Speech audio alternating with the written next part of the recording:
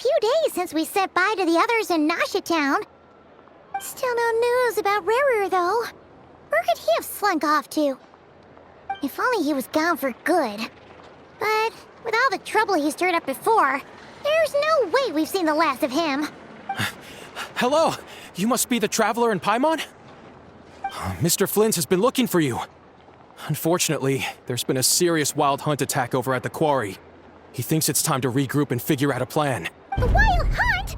Oh, uh-oh. We better get over there, right away! Come on, let's go!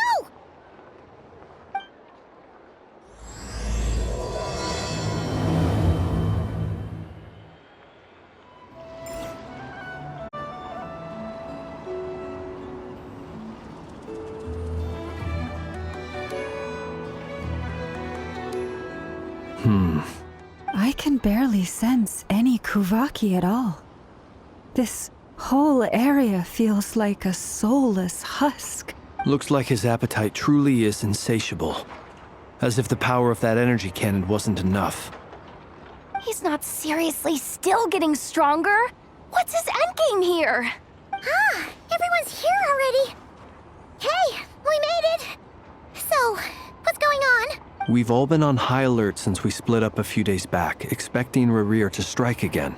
But it's like he just vanished into thin air. No one has seen him nor found any trace of his presence. That is, until this morning, when a ratnik found signs of wild hunt activity while out here on patrol. As you can see, the crystalline itself is physically intact, but the Kuvaki it contained is all but completely diminished. And we're sure that Rarir did this.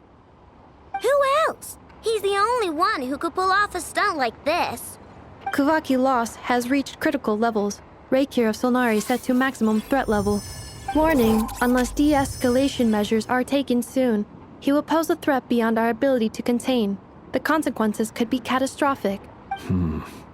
Traveler, do you remember when we encountered Rarir just after regaining his body? There wasn't a shred of sanity left. Nothing but madness and rage. Yeah, didn't he shout out a bunch of names? Then he started raving about how nothing in this world mattered to him. Oh, Paimon gets chills just thinking about it. Oh, but the thought that he's still out there, lurking somewhere in Nod-Krai, waiting for his chance to strike? Oh, even chillier. Last time we fought, we were already at a disadvantage. If he has such overwhelming strength, why would he suddenly go into hiding? Yeah, if I were him and I wanted more Kuvaki, I'd just take it by force. No point staying in the shadows, unless something went wrong. His whole resurrection thing didn't exactly go smoothly. The other thing is, how does someone who's completely lost their mind still have the wherewithal to cover their tracks so perfectly? Beats me. According to certain medical studies, insanity does not always entail a complete loss of rationality. It may be that he is simply living in a world of his own. That actually sounds about right. He was ranting away to himself the whole time, like he had zero interest in talking to us. There are many unanswered questions here. He could be right under our noses, and we'd still be in the dark. Besides his name and title, we know little about him. Certainly nothing about his past, or what he might be hoping to achieve. Exactly.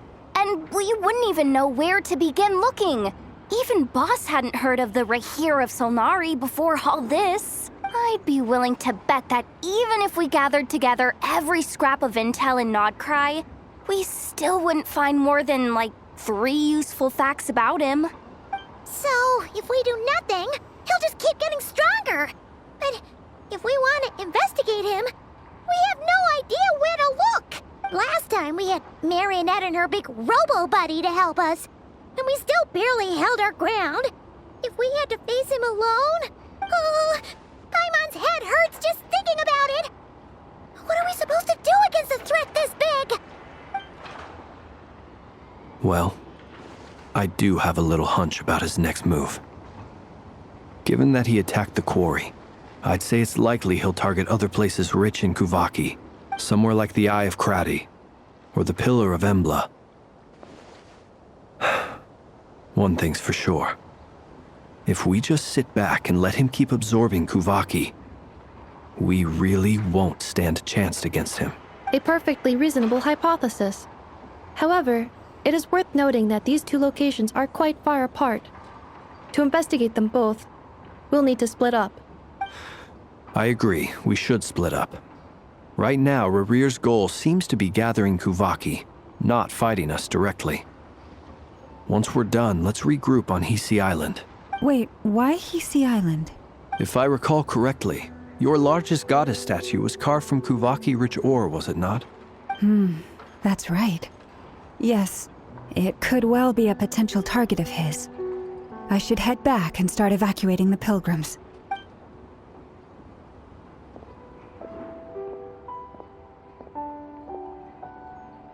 Splitting up's always gonna be risky. But I guess we don't have much choice, right? We're in a race against time here. And if we do run into Rear, what then? That's when you follow the third rule of treasure hunting. Run like the wind. Didn't you say the third rule was go with the flow? I don't know. Did I? Anyway, whatever. In this situation, go with the flow means go find backup. Agreed. If anyone finds so much as a trace of Rarir, do not pursue him. Get out of the area and alert the rest of us as soon as possible. We need to put safety first. All right, we'd better get moving. Come on, Anefa, let's go.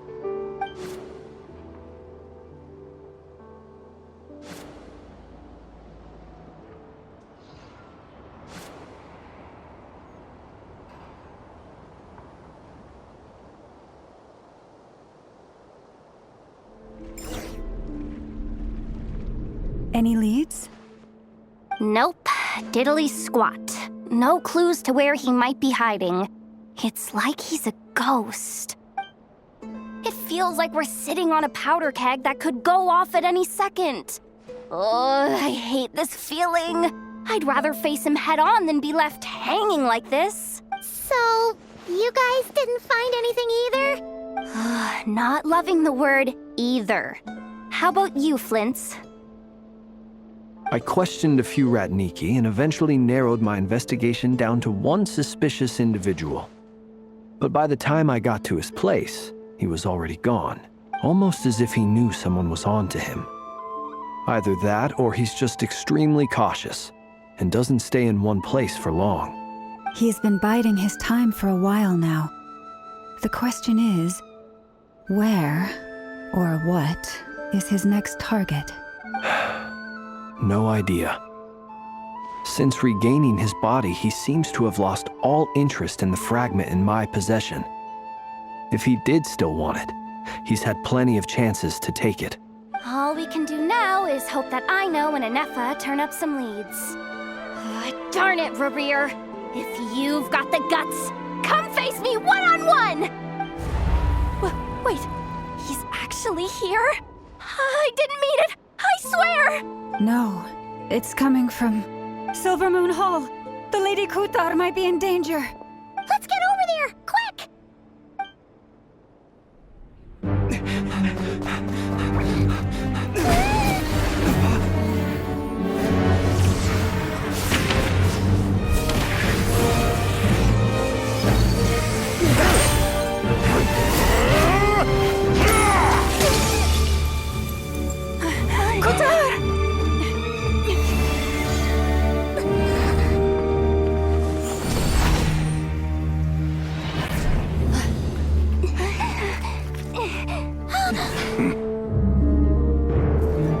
Why is he attacking the damselette? What's going on? No time for questions.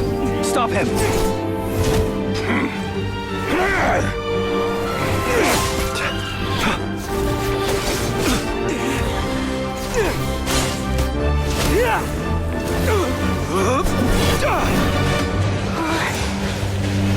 This is insane. Yehuda, get Kutar out of here! On it.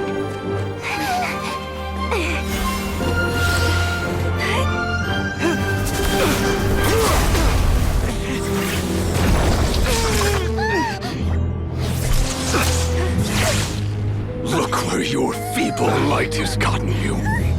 Now you shall plunge into darkness.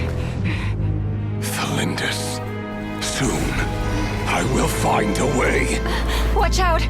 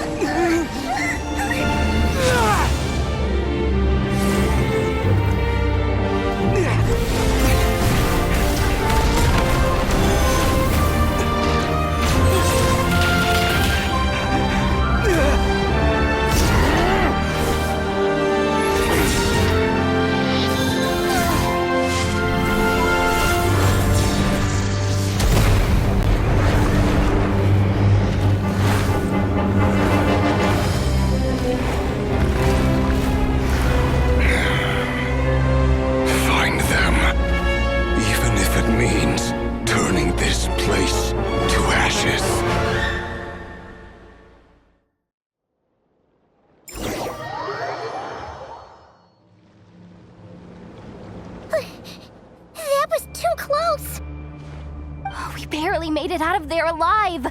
What's that guy's deal? How'd he get so crazy strong? He's a threat to this entire nation. I doubt his strength could even be measured by conventional standards. I have a question. When me and Anefa showed up, we saw him chasing after this lady like he wanted her dead. What was that all about? We weren't there for the whole thing either. They were already duking it out by the time we arrived. Yeah, we didn't see how it all started. It all escalated so quickly, we had no choice but to step in. Kutar, can you shed any light on the situation? Kutar. Cross-checking database. I see. So you're the one that the Frost Moon Scions refer to as the Moon Goddess? Wait, she's the moon goddess? Oh, no wonder she looks just like all those statues. There are many reasons why people might worship the moon, and just as many why they might despise it. I've never met that person before, but there was no mistaking his deep-seated hostility towards me. Why he holds me in such contempt, I cannot say. But since he hunts the power of the moon, it's no surprise that I am a target. Kutar. There are many potential motives. For instance, you help the traveler escape his grasp. This could be his way of taking revenge. It is also possible that he covets the Kuvaki inside you and seeks to take it for his own. The list goes on. But right now, devising a counter-strategy should be our #1 priority. The likelihood of this location being discovered is close to 100%. A counter-strategy? But we don't stand a chance against an enemy like this. Surely our only option is to run.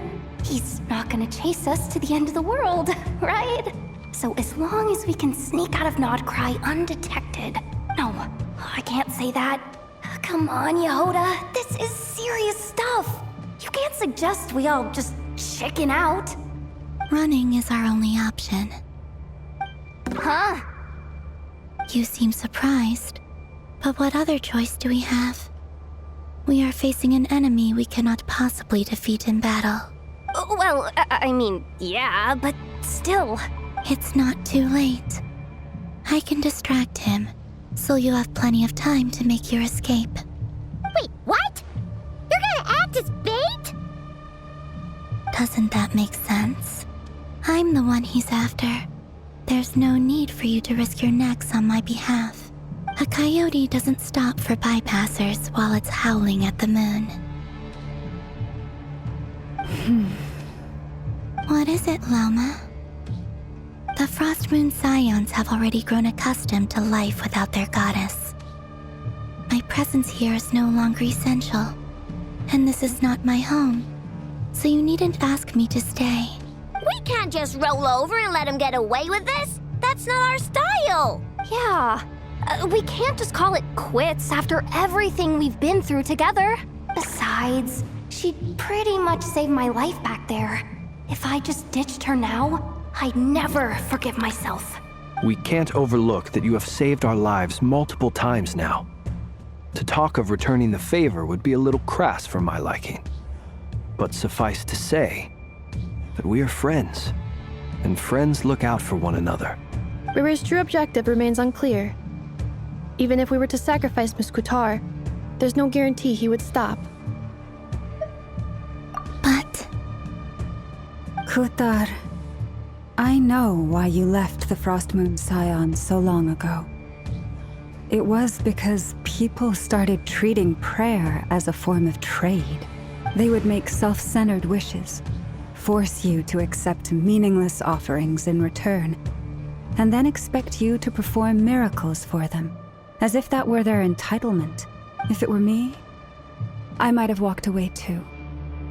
But I believe that time can change everything, and that sometimes it takes losing something precious to appreciate its true worth. After much reflection, I've realized that this was never about whether the Frost Moon Scions need you. Any relationship based on need is purely transactional. What I truly hope is that you'll choose to stay, not out of obligation, but as part of our family. You were born here, and now you've returned. Who knows? Perhaps it was the moonlight that guided you home. thank you, Lauma. But my power is on the wane. I'm afraid I will be of little use to you now. Very well then. I'll do as you say. Both times you saved us, we were transported across great distances in an instant. Is that one of your powers as the Moon Goddess? It is, but I find it very draining. I barely managed to pull it off just now, and it will be some time before I'm strong enough to do so again. Rejected by the world, my power is dwindling. Like a lake cut off from its source, slowly shrinking away. Now, it has almost run dry. What do you mean, rejected by the world? The 3 moons belonged to the ancient bygone era in which they came into being. From the moment I was born, the world itself has been steadily sapping away at my strength. The 3 moons are not one and the same. As the goddess of the Frost Moon, I cannot wield the powers of the other 2. Yet moonlight has a way of blending together. Each can reflect the other's glow. So when our fingers touched, I was able to restore my strength by drawing Kuvaki from the eternal moon's marrow. But this method of recovery is painfully slow. If only we could find the... It's the Wild Hunt! Even faster than we expected. We'll have to finish this conversation later. See how those Wild Hunt creatures are running away from us. They're likely just a scouting party, which means Rerir won't be far behind. Then what are we waiting for? Let's get the heck out of here!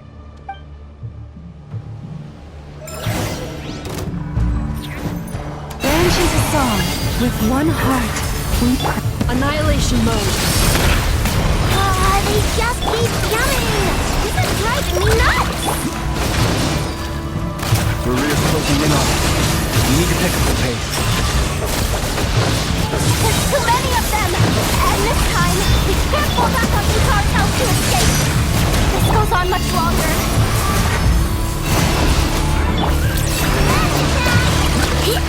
Close your eyes. The long sleep beckons. Being done! Annihilation mode. Be silent. With one heart, we pray. Banshee's a song. Beware the creatures of the night. Ultimatum protocol. Installation chamber deployed. Blast attack! Reply! Close your eyes. Try the thrust in the hole. Preparing for gust up. Your rainbow! The long sleep beckons. Be silent. For the everlasting forest. Receive my blessing. Ultimatum protocol. Blast attack! Reply!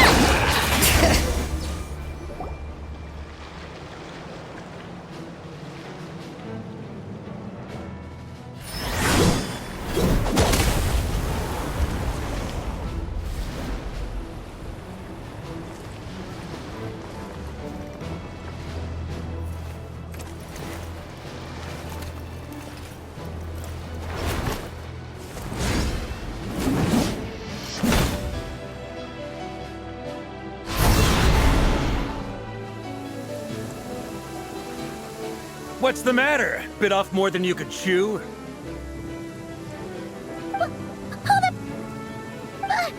are you? Uncle Varka! You're back from Amsvartnir? Whoa! You're Varka? Grand Master of the Knights of Favonius? We could save the intros for later. Right now, let's get you all out of this hellhole. Follow me. I know somewhere you'll be safe. Oh, is that where I think it is?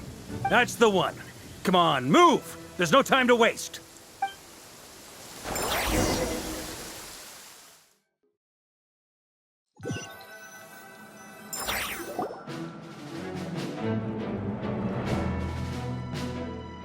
Wow! Where are we? This is so well hidden. Well, that goes without saying. This is the Knights of Favonius' meeting place in Nod-Krai, and a contact hub for the Northern Intelligence Network. AKA, the black market of intel. No matter what faction you're with, it's the place to buy and sell information. Their headquarters are in Nod-Krai, but they've got contacts in every nation. As an expeditionary force on foreign soil, working with them has offered us the most effective way of getting our hands on reliable local intel. This is where we meet, so naturally, it's secure. Anyway, where were we? Folks from Nod-Krai should be pretty familiar with me by now. But I believe this is the first time we've met. Allow me to introduce myself. I am Varka, Knight of Boreas, and Grand Master of the Knights of Favonius. We've heard all about you. This meeting's been a long time coming. You look way younger than Paimon expected. But you definitely have that Grand Master vibe. Well, I'm no spring chicken. Just not showing my age yet. Definitely feeling some of that back pain today, though. Rushed back from Amsvartnir without a wink of sleep, only to get right into another fight with that freshly revived maniac. Another? You mean you fought him before? Yep. He wasn't nearly as strong back then, but he was still a formidable foe. I brought some of the knights along to give him a little surprise, but he saw us coming from a mile off. My squad took heavy injuries, and I barely made it out alive myself. We knew it might have been our last chance, so we staked everything on it. But still, it wasn't enough to stop him. I tried tracking him down afterwards, but he didn't leave a trace. Even in his unhinged mental state, he's as cautious as any trained operative. So, I decided to come find you. And as luck would have it, turned up to find you being ambushed by the Wild Hunt. The rest, you already know. Is that why he's been frantically absorbing Kuvaki these past few days? Because he sees you as a threat? Maybe I'm part of the equation, but even if I weren't, I'm sure he'd still be gathering power.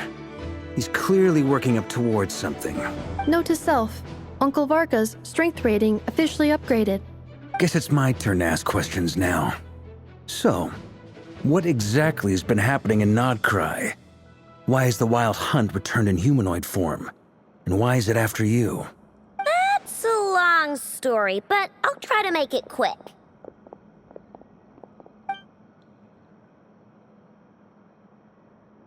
Wow, I had no idea so much had happened. Sounds like you guys have really been through it. So, the Kutar is actually a Fatui Harbinger. And all this wild hunt activity in Nod-Krai is the work of the Raker of Solnari, one of the 5 sinners. Oh, that's a lot to take in. Need some time to wrap my head around it all. I'm truly sorry, Mr. Varka. You stood with us against the Wild Hunt and did everything you could to stop it from escalating into a full-blown catastrophe. And then, the one time you're away, it all comes to a head and all your hard work gets undone. You've got nothing to apologize for, Miss Moonchanter. You can plan 100 steps ahead and still slip up. That's just life. No one knows what tomorrow holds. You can't predict which way the wind will blow next. And, to be perfectly honest, I can't say I'm surprised. For all the times we've defeated the Wild Hunt in the past, we've never been able to completely wipe it out. But now that a new variable has come into play, fate may well take a different course. A new variable? You mean us? Who else? And in a strange way, I think his resurgence might not be an entirely bad thing. The Wild Hunt is like an unrelenting force of nature, but Rerir is an individual with an agenda. He's gotta have a weak spot somewhere. That said, while I was explaining everything just now, some of the points that Mr. Flint's added caught my attention. You mean about our mystery ally? That's right. From what you've said, not only did they lead you straight to some key files, they also shielded Hisi Island from a lethal Kuvaki blast. I don't know who or what could pull something like that off. Heck, even Miss Columbina doesn't have a clue. I hadn't heard the story about those files. Would you mind repeating their titles for me? Wild Hunt Phenomena Log, a Nod-Krai and Ratnik's Field Journal, and Kuvaki Survey Log. Oh. No. Still doesn't ring a bell. Another dead end. Guess all we can do now is hope that our mystery ally keeps showing up when we most need them. Still, it's safest to assume they won't be intervening again. From here on out, we'll have to resolve this crisis by ourselves. Your intel also explains something else I've been wondering about. The reason I led my team to Amsfarnir was because we'd had reports about a possible source of the Wild Hunt showing up there. But once we looked into it, it turned out to be a red herring. I don't know who was behind it, but clearly, it served its purpose. I doubt it's by chance that he happened to make his comeback while my attention was diverted. And from everything you told me, it sounds like his scheming began well before his return. So maybe luring me away was all a part of his plan. But is it even possible that he orchestrated all of this by himself? The Moon Maiden and the Raker of Solnari, Nod-Krai of all places. The way everything is unfolding, it can't be a coincidence. So, what do we do now? Got any ideas? Right now, we've got at least 3 things to consider. Let's go through them one by one. First, we need to figure out how to take down Rerir. If we can't beat him in a straight-up fight, the rest won't even matter. To my knowledge, the bulk of Nod-Krai's fighting force is already gathered here. But even with everyone united, we're still no match for Rerir in his current state, let alone with his power still growing. What if there was a way to tap into a new power of our own? How so? Have you thought of something, Columbina? 3 moons once watched over this world. The Eternal Moon was the largest. The Frost Moon was the brightest. And the Iridescent Moon was the most mysterious. They say that back then, the 3 moon goddesses wielded immense power. Enough to shape the workings of the world itself. I now bear the Frost Moon's power, and the Eternal Moon's marrow resides within the Traveler. Hold on.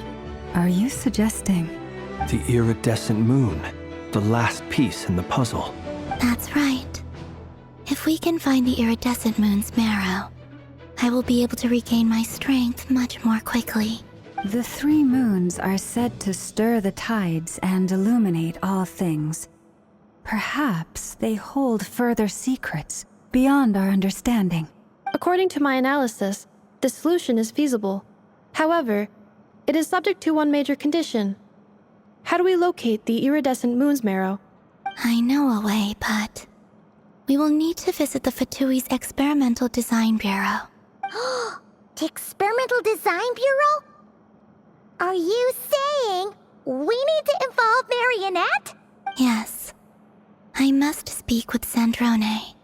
It's a long way from here to the Experimental Design Bureau. There's a high chance you'll be spotted. You shouldn't go alone. Then that's settled. Next up, our second priority. Somehow, we need to figure out Rarir's end goal. As you saw for yourselves, when he was still in his wild hunt form, everything he did was for the sake of recovering his body and resurrecting himself. His first act since then, after laying low for a while, was to try and assassinate this young lady. People's obsessions often reveal their greatest vulnerabilities. There must be a reason why he despises the moon so deeply. Perhaps it sheds some light on his title, the Raker of Solnari. The Wild Hunt has plagued Nod-Krai for centuries now. If we want to stop it for good, we have to get to the root cause of what's driving it. It's true. We still know very little about him. If Kutar hadn't given us that lead, we wouldn't even know his name. But where would we even start? I doubt even the Intel Queen of Nod-Krai has a clue, and she has info coming out of her ears. Oh? That's a rather hasty conclusion for someone who's so painstakingly meticulous when it comes to dealing with machines.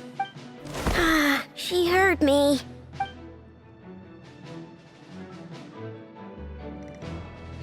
Boss!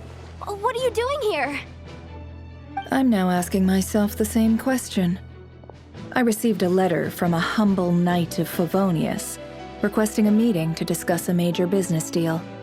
But it looks like this humble knight had something else in mind. Details. Miss Neffer, the important thing is that you've arrived at the perfect time. Since his failed ambush, I've been racking my brains trying to come up with a plan to fight Rarir. Given the severity of the situation, I think it's fair to say that our only chance lies in uniting as one. And I'm talking all the factions in Nod-Krai. We can't do this without the Curatorium. But I knew it'd be a tough job to win you over. So, I took the liberty of reaching out for a little chat. Wait a sec. How did you even hear about this place, Neffer? Didn't you say this is meant to be the Knights of Favonius' meeting spot? And a contact hub for the Northern Intelligence Network? And isn't it supposed to be super hidden? You really think he could have gotten settled in Nod-Krai without my help? Besides, I'm the one running this gig. Of course I know where the meeting place is. Allow me to introduce the current head of the Northern Intelligence Network. If it's intel you're after, she's your woman. Pretty much seen and heard it all. Please spare me the flattery. Let's cut to the chase. Seems like you've run into some trouble, huh? Well, this certainly qualifies as an unforeseen crisis. On behalf of the Curatorium of Secrets, I wish you all the best of luck. So you're just going to sit this one out? Why should I get involved? What could possibly be in it for me? What if we told you we can't do this without you? Oh? Then I'd say, you'd better make it worth my while.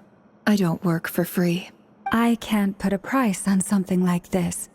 It's just not in my nature. But then again, you and I have always been polar opposites in this regard. So I can't exactly say I didn't see this coming. If you insist on compensation, I will pay you. Consider this a formal commission. Sound fair? You just don't give up, do you? Too bad. I know you well enough to know you can't afford my prices. The riskier the job, the more it'll cost. And a moon chanter's stipend isn't exactly generous. Unless you're planning to start passing the donation box around among the faithful. Boss, just a thought. If they come up short, maybe you can take the difference out of my next few paychecks. Things got really dangerous during the fight with Rarir. If this girl hadn't saved me, I'd be ley line fodder by now. I'd be gone for good, boss. If there's any way we can make this work, I'd really like to help her. Please? I'm begging you. This is why I'm always telling you never accept favors. They are the hardest debts to repay. You have to be careful who you get involved with, or you invite all kinds of misfortune. Very well, Yehoda, I will help. But just this once. Don't count on this happening again. Flynn's, that fragment that Rerir was after, do you still have it on you? Of course. Let me borrow it. I need it to follow up on some leads.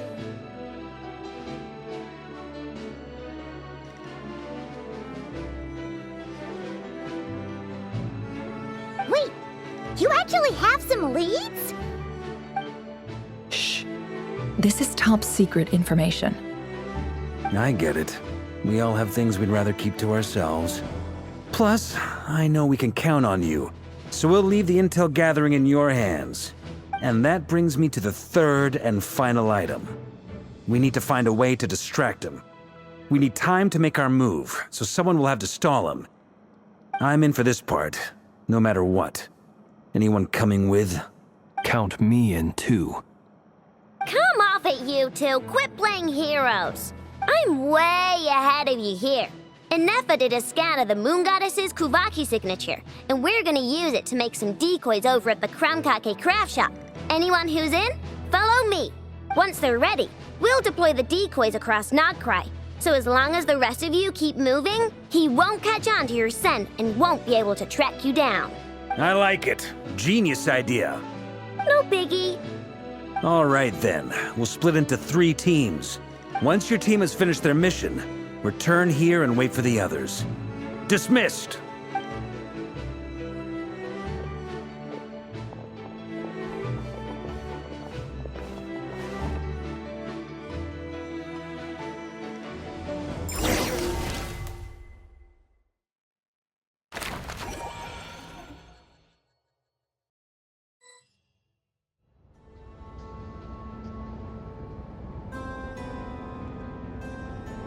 Lady Damselette.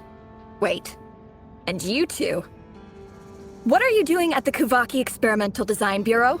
We've been doing our best to mind our own business lately. But if you're just gonna waltz up here like this, you're seriously pressing your luck. Don't blame us for doing what we have to. Huh. You really think that's gonna scare us off? We're not looking for any trouble. I just want to see Zandrone. Do I need to remind you that you're still a wanted fugitive for deserting us? Out of consideration for our former ties and the crisis we're all up against, we'll let you leave in one piece. But don't even think about trying to get inside. Let them in. But... Are you going to make me repeat that? no, my lady. Zandrone seems to be in a good mood. Must be maintenance day.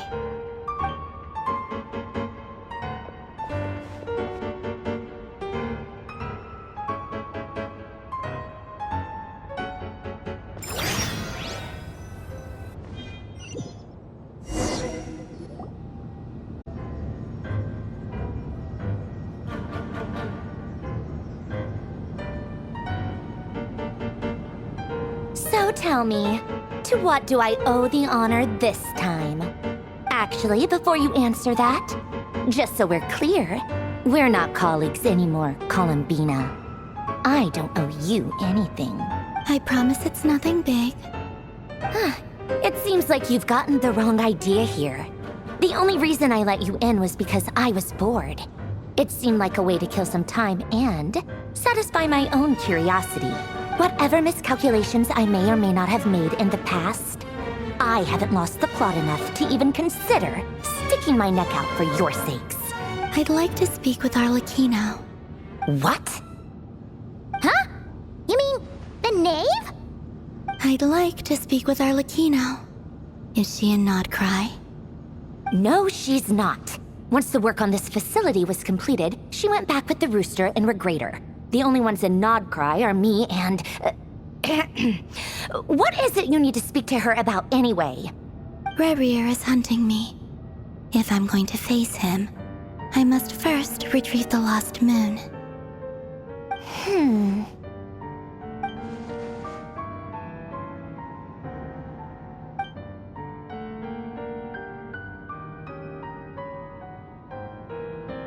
Is that a no, then?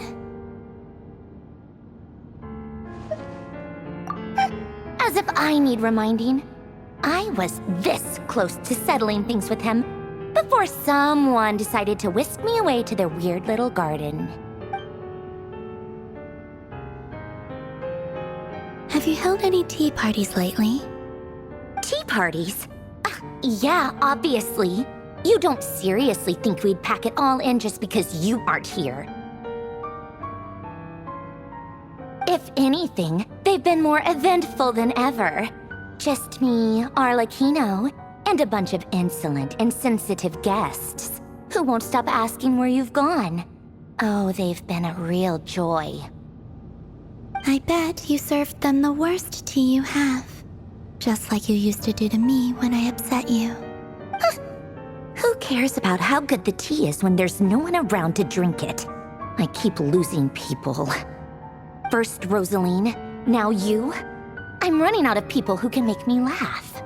Honestly, what could be more ridiculous than the multi-centenarian goddess, who's only ever had the plain herbal tea she received as offerings? You'd always brew a different type of tea for me each time. Was it really just to see how I'd react?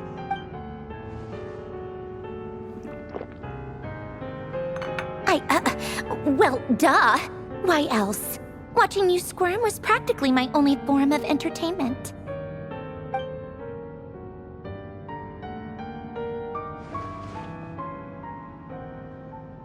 Oh, yeah. And Capitano sometimes used to bring Tartaglia around, too. But I guess we won't be seeing him again.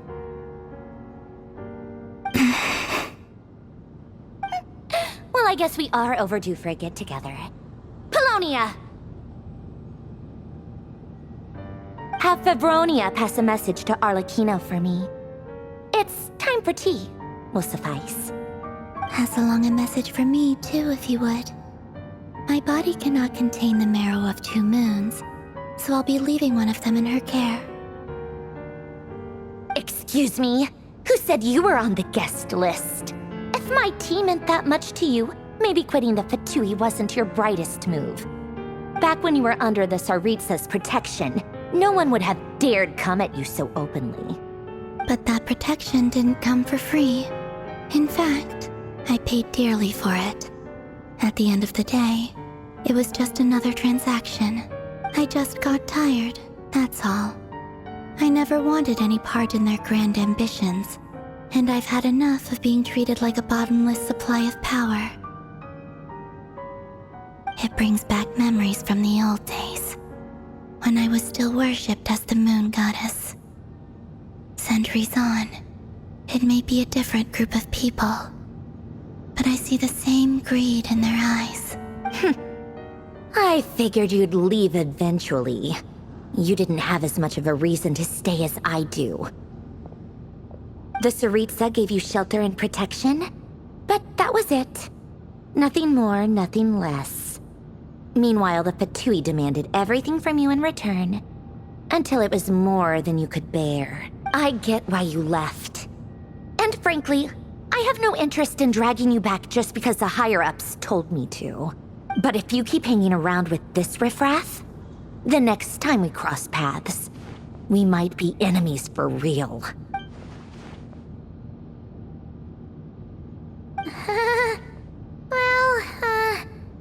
Guess that's our cue to leave. That might be your plan. But it sounds like someone else wants you to stay a little longer. Huh? What do you mean? Listen.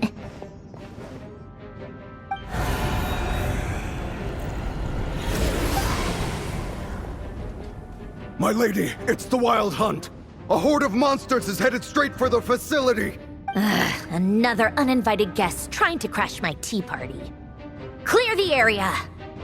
I'll handle this. Wait, what? You want us to leave you here by yourself? You'll be lucky to make it out of this alive. You really think you can afford to worry about me? Go on, get out of here. You may have stopped Polonia from crushing him last time, but I've made sure that won't happen again. The entire Experimental Design Bureau is rigged for war. Stay and watch if you want, but it'll be at your own risk. You're not flagged as friendlies in the weapons system. Don't tell me what to do! Look, if you're leaving, make it quick. Or you'll just get in my way. There's a secret passage on the 2nd floor. It'll take you right to the plains out back. Stare all you want, Columbina. You're not getting another invitation to my tea party. I know. But thank you anyway, Sandrone. This is exactly why you shouldn't hang around with those people. All their melodrama and sentimental nonsense is rubbing off on you.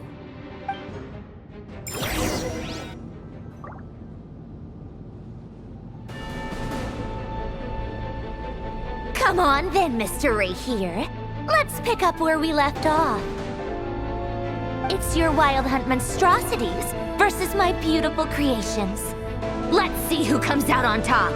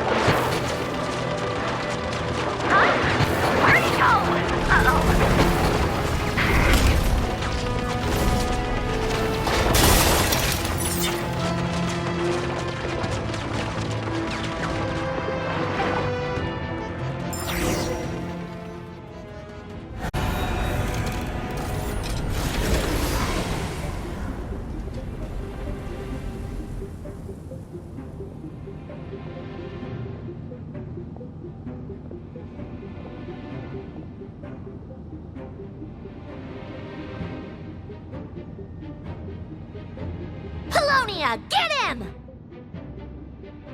I've upgraded Paulownia again since our last encounter, and uploaded every last scrap of your data. So let's finish this, once and for...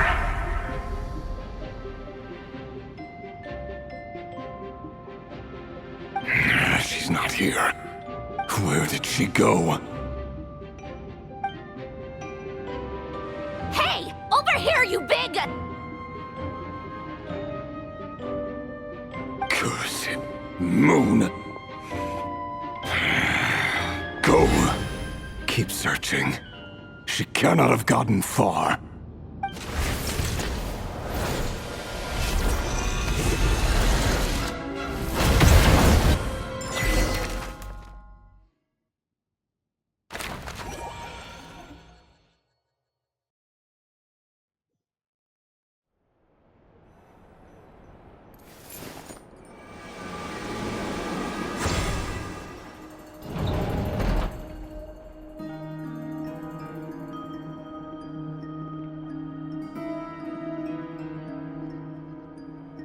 So this is your method for investigating Rarir's past. It almost looks like some kind of ceremony. Good deduction. But it's quite a different affair from what you're used to with the Frostmoon Scions. Whoa! First time I've ever been in here. Boss always said it was off limits, so I pictured some kind of creepy dungeon. But it's actually kinda nice. Oh, I guess this must be Sumero decor? That's where Boss is from. And that nice shopkeeper who sold me my treasure compass. I'm not sure exactly what you've got planned, but it looks like you're all set. When do we begin? Whenever we wish. But for some reason, I've got a feeling this isn't going to end well. I've never faced Rarir myself, but from what you've told me, his power is beyond anything I could imagine. I, on the other hand, am just an ordinary businesswoman. Our paths should never have crossed, yet here I am, forced to make an enemy of him. If you ask me, you're about as far from ordinary as it gets. So what are you saying? You're getting cold feet? Once I take a job, there's no backing out. Still, I have to ask myself if the power I'm relying on will even work on an opponent of this caliber. And also how to make sure I come out of this alive if things spiral out of control. Death is the one thing we can take for granted. It is the great equalizer, however fortunate or unfortunate we may otherwise be. So it's important to consider how to spend what lifespan we have left. Come on, boss. Lighten up. Quit talking about death. It's bad luck. For once, I agree with you. When you're up against a foe like Rarir, there's no such thing as being too prepared. Is there anything I can do to help? That won't be necessary. I've already made up my mind. Time to cash in a precious favor I've been saving for a rainy day. Yehoda, I need you to find someone for me. The sooner the better. Find who? That shady merchant who sold you an overpriced treasure compass the other day. Come on, boss. You're pulling my leg again. In what way is she shady? She showed up when I was completely lost and sold me a neat little gadget that was exactly what I needed. Trust me, she's a good person. Anyway, I know who you're talking about. Don't go anywhere. I'll be right back.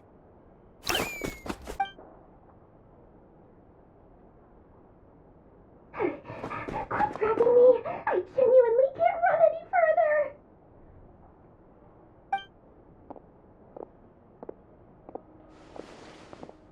Hey, aren't you? What is it? What's the big rush? You dragged me out of a dream where I was literally swimming in Mora. I'm charging double my usual attendance fee. See, look how easygoing she is. After that rude awakening, she could have completely snapped at us. But instead, she kept it together and just asked for an extra fee. Dori Sangama Bay? I never would have pictured you two doing business together. If you want to make it big in Nod-Krai, it's all about connections. Lady Nefer just so happens to have a lot of intel that interests me. And she also did me a big favor in the past. It was back when I first arrived in Nod-Krai. My trusty assistant, the genie in my lamp, had an adverse reaction to the Kuvaki and fainted. And wouldn't you know it, that's when I suddenly find myself in a life-or-death situation. Good thing my compatriot was there to swoop in and save the day. I've been giving her a 30% discount off all of my goods ever since. Now, so that no one here feels left out, I'm willing to extend a 20% discount to fellow friends of Boss Nefer. Plus, any other friends you send my way will enjoy 10% off. What can I say? The great Lord Sangama Bay is nothing if not generous. So, let me guess. You've run into some trouble? I've got everything you could possibly need. And the more you buy, the more you'll save. You guessed correctly. What have you got in the way of survival gear? The one type of gear I've never been short on. What are you looking for? A jetpack fresh from the Academia's labs? An ancient suit of armor dredged up from the bottom of the sea? At the very least, I need to know what kind of opponent you're dealing with here. If even you're worried about staying alive, it must be pretty serious. What if I told you it's someone with the power to bring a nation to its knees? Is that so? Then we really are talking top-shelf treasures. I don't have anything like that in stock right now. I'll have to ask my supplier. Your supplier?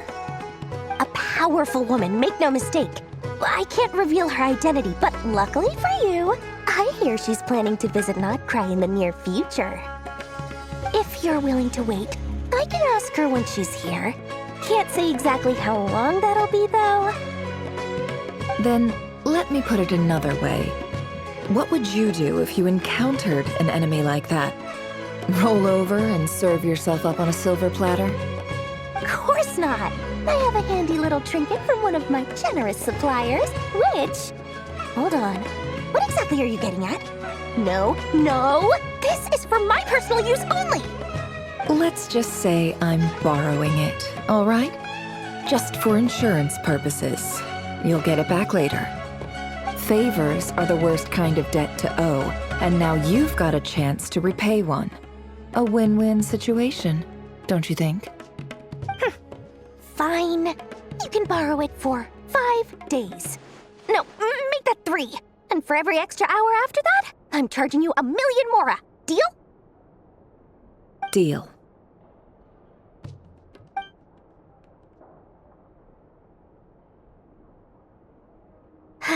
What a way to start the day. Now, was there anything else you wanted? Or can I go back to bed now?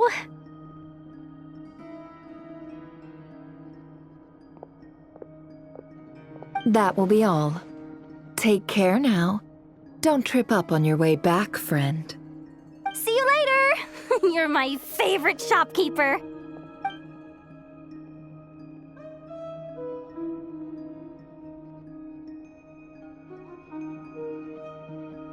Excellent. Everything is well and truly ready. The ceremony can now begin. After initiating the ceremony, your minds will follow me wherever I go. You will see many strange things in your mind's eye. So remember, don't be frightened, and don't make a sound.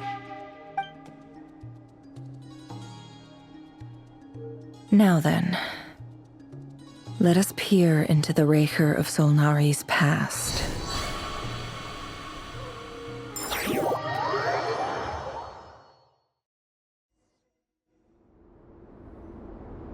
I made it. I don't recognize this style of architecture. Must be Conrian. Simple furnishings, table and chairs. It's a more ordinary house than I might have expected. Looks like the fearsome Raker of Solnari came from surprisingly humble beginnings. Unless this passed for luxury in Conria. Unlikely. It was said to be a very prosperous nation in its heyday. Anyway, I'll keep exploring.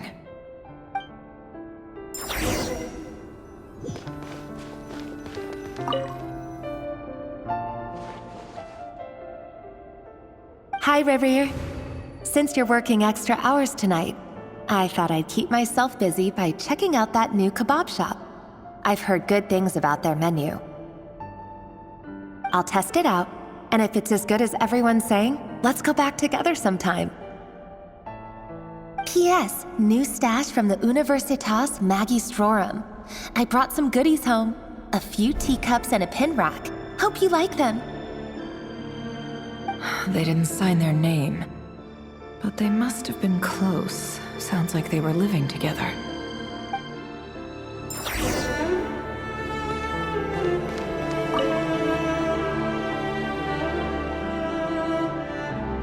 I went over to Joseph's for drinks today. They have a fine collection, but I went alone. Felindis was tied up with something and couldn't make it. Joseph asked why I came alone, but I didn't really have an answer.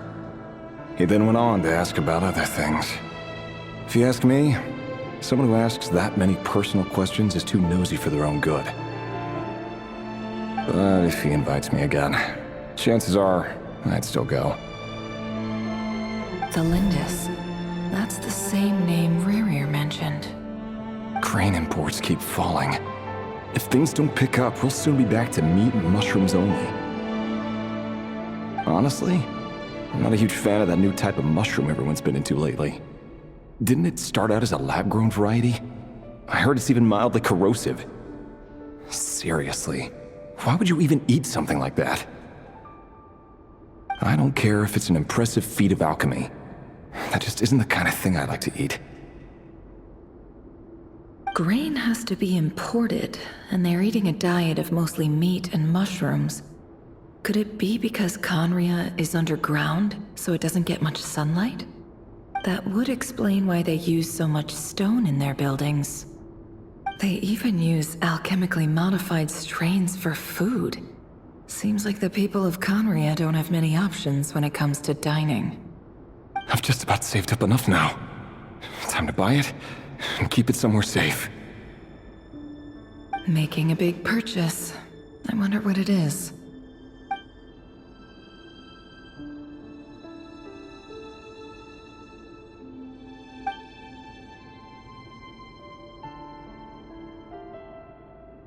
He really is a professional. No wonder he's so good at covering his tracks. Despite what he's become, it seems like he's retained certain habits, at least in this regard.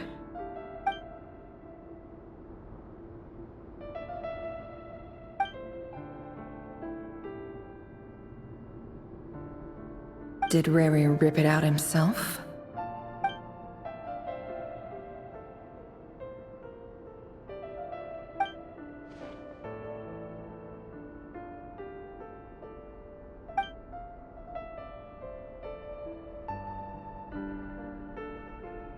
Before I met you, I was convinced that my heart was nothing more than a stagnant pool. The burial place of a fallen moon. A withered, windless grove where the waters rested forever unrippled. It was you who helped me see that my heart hadn't entirely withered away. That it could still beat to the rhythm of love. This is just trivial sentimentality from the looks of it. Why would he go to the trouble of hiding that? The burial place of a fallen moon.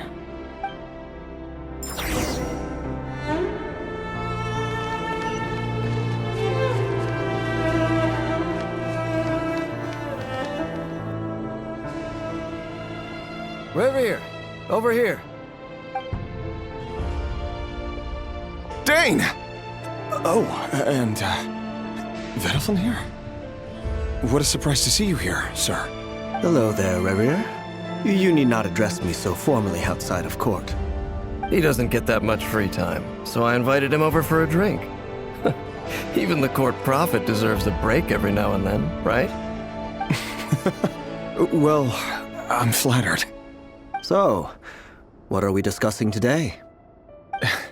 Hey, don't look at me. As far as I see it, we don't need an excuse to have a few drinks. Come on, don't give us that. Didn't you say you were about to pop the big question? How's that coming along? Who'd have thought the great Twilight Sword was an even greater gossip? I just didn't expect you to be the first one to settle down and get married, that's all. Yeah. If you told me that a few years ago, I wouldn't have believed you either.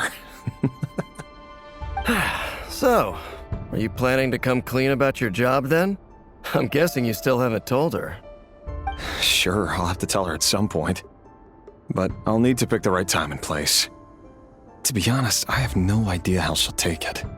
Come on, stop being such a pessimist. For all you know, she could be thrilled. I bet she'll be much more impressed by your actual job than the one she thinks you're doing now.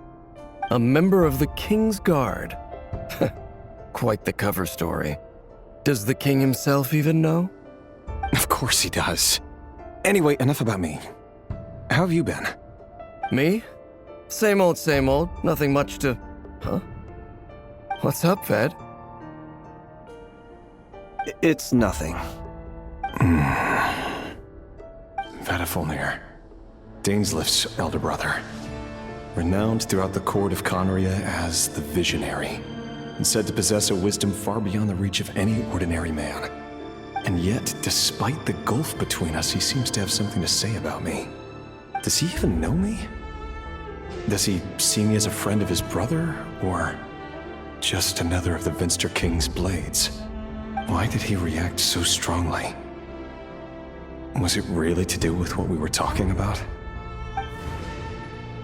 Brown, curly hair and brooding blue eyes. So this is what Rerir looked like back in the day. Perfectly normal. No different from anyone else. As frightening as this monster is in the present, there's something even more unsettling about seeing the human he used to be.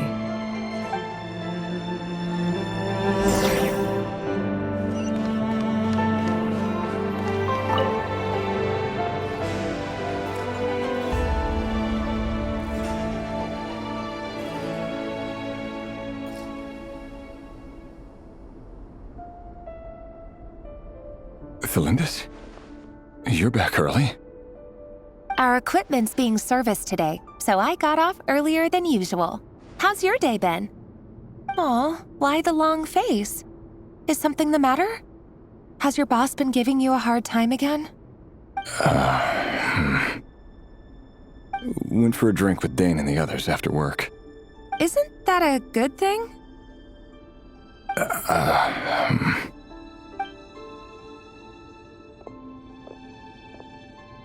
Vedifulnir showed up today, too. You know, Dainslift's older brother. Ah, Mr. Vedifulnir. Yes, I've heard of him. They say that everything he says ends up coming true. He overheard Dainslift mention that I'd recently proposed, and seemed to have an issue with it. But when I asked what it was, he kept it to himself. So, you're worried? You can be such a child sometimes, Rerir. We're nobodies. Why would the Visionary be concerned about us? I'm sure someone in his position has much bigger fish to fry. Maybe you're right. You worry too much, Rerir. We've been together for ages now, and everything's been going so well, has it not? You've even proposed to me. So, you do remember. Tell me then. What's your answer? Like I said, I need some time to decide. You can't just rush into things like this. We may be nobodies in the grand scheme of things, but if we want things to work out, we've still got to plan ahead. All right. Take your time. Just don't keep me waiting forever. Nobodies. about right. In the eyes of people like Vedalvanir and Dainsleif, what do we matter? Can someone whose gaze is so fixed on a far-flung future even see the present clearly? Besides, the dynasty's fate rests with the king and his inner circle. Whatever I do, it won't make much difference. Meanwhile, every idea they come up with and every decision they make, it affects everything. These days, the king is lost in his research, and the purge of the Crimson Moon bloodline grows ever more intense. The opposition tried to speak out, but nothing came of it. And I'm under no illusions as to why. Because we eliminated them and got rid of their bodies. A man can have 1,000 reasons to carry a sword, but there are few good excuses to use it. Yet the king has never even considered a gentler approach, and he never will. What becomes of someone who kills on another's behalf? Can he ever find true peace?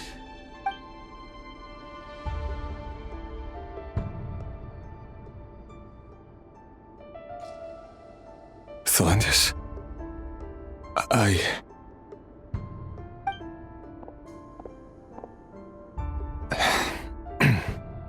It's nothing. You were right. Fate has never smiled upon nobodies like us. But by the same token, it's unlikely to bear a grudge against us either. There's no reason we can't keep living happily together, cherishing the simple joys of each day as they come. See? You just need to stay positive, Revere. I can feel your warmth, your breath. You're right there, right by my side. Just seeing you makes me happy in a way I can't explain, and that's something that no one could ever take away from me. So smile, my love. Let go of that frown. You're right, Thalendis. I've just been overthinking things. That's better. Getting caught up about things like this will only ruin our evening. Speaking of which, all set for the ball tonight? I need to go get ready. You go ahead. I just have a few things to take care of, then I'll come join you. Even busier than the big shots, huh? Fine, I'll go get started. But don't be late. If you keep me waiting too long, I won't be a happy bunny. Relax. I'll be there. Seriously, though, you drive a hard bargain. You're really gonna leave my proposal hanging and still expect me to take you to the ball? Well, that goes without saying. I already told everyone I'd be coming with a dance partner. Besides, they're two completely different things. Let's take it one thing at a time, all right? All right. White outfit it is. It seems like Rerir was deliberately hiding his ties to the intelligence services by giving the impression that he was just an ordinary member of the Vinster King's Guard. He clearly doesn't want his would-be fiancée to know about his other life. Then again, that's hardly surprising. People in the intelligence trade rarely do. Who'd have thought we were in the same line of work? Let's dig a little deeper. It was a resounding success, and all thanks to you, Rehir of Solnari. In total, we apprehended 32 dregs of the Crimson Moon, and 67 accomplices. After all these years since the dynasty's fall, so many of them still linger on. Indeed, it cannot be denied. Yet it was destiny that the Crimson Moon should be overcome by the eclipse, and that His Majesty, the all-seeing Vinster King, now guides our nation on the path to prosperity. Conria has no further need for a dead moon. But alas, there will always be those who refuse to see the truth, choosing instead to romanticize the past. That's not entirely true. Much about the Crimson Moon era was worthy of remembrance, and that's exactly why they keep trying to see it restored. Many of its secrets remain unsolved to this day. As it happens, that's precisely the field of study my partner is devoted to. You still haven't told her what you really do for a living. Where would I even start? How do you tell someone that you're one of the king's hand-picked executioners? That your hands are steeped in blood? You didn't choose this life. any more than I did. Orphans like us don't get a say. But I'll sure as heck be the one to pay for it. Speaking of which, we need to be more rigorous in the way we identify direct descendants of the Crimson Moon. Someone, it seems, has strong opinions about my future plans. Most likely my marriage in particular. I have a feeling that we may soon become targets of the Crimson Moon's retribution. Your concerns are not unfounded. They've taken out many of our colleagues these past few years, and for that very reason. These are no helpless lambs we're leading to the slaughter. They're wolves in sheep's clothing. Take care, Rahier of Solnari. I look forward to toasting you at your wedding. Thanks, Thorkel. You look after yourself, too.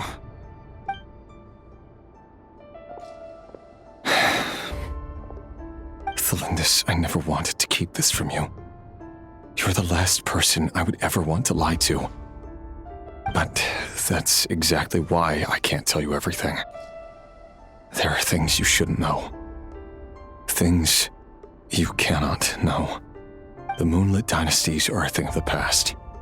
Yet even now, with the sun shining high in the sky, there are those who would call forth a dead moon's ghost. Could that be why Vedalfnir held back? Or was it because of some court secret he's not at liberty to share? I have to get a clear answer from him.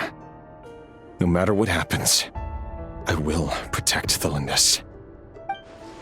Rarir seems to be very concerned by Vedalfnir's reaction. Vedalfnir and Dainsleif, the Visionary and Twilight Sword. So that's what they were really like. I've investigated this whole area now. There doesn't seem to be any other memories here. Should I try somewhere else? Wait a second. What's this black smoke?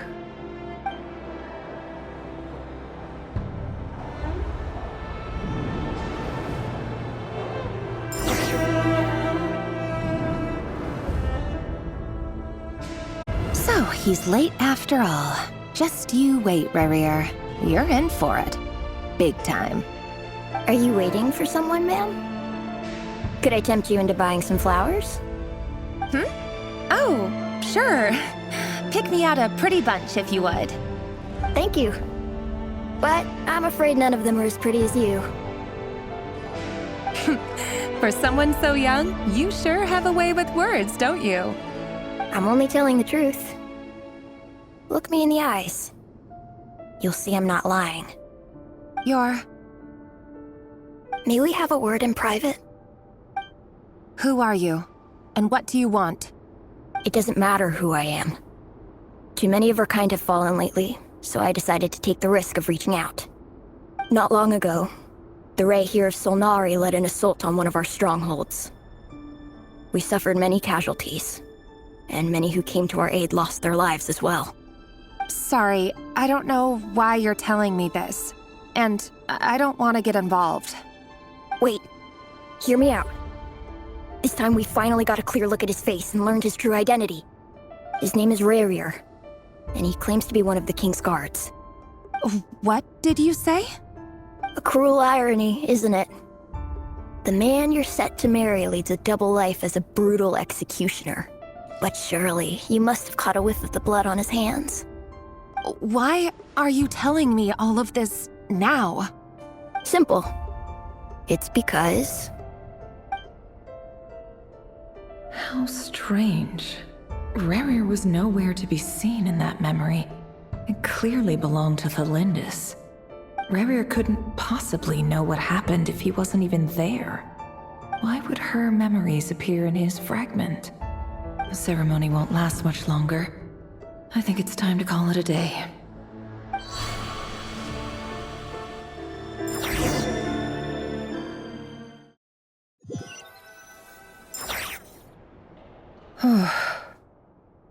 So that was your doing? Did you just pull us inside Rarir's fragment to spy directly on his memories? Any more questions, and I'll have to start charging. I had no idea you could do that, boss! Seriously, that was amazing! We're not worthy. We're not worthy! I gotta admit though, I'm itching to see what happens next. Feels like we barely scratched the surface. I'm just as curious as you are. But the ceremony only allows for limited time inside. That's all we can see for now. Luckily, we managed to learn quite a lot. So far, so good. I just hope the others are doing okay too. Especially the group with the Traveler. Their mission is a risky one. Let's hope it's all going smoothly. If you're worried about them, go see how they're doing. If I know Boss, she's gonna need some time to write up all the details and make sure it's all coherent. I'll stay behind to lend a hand, but feel free to head back and meet up with the others.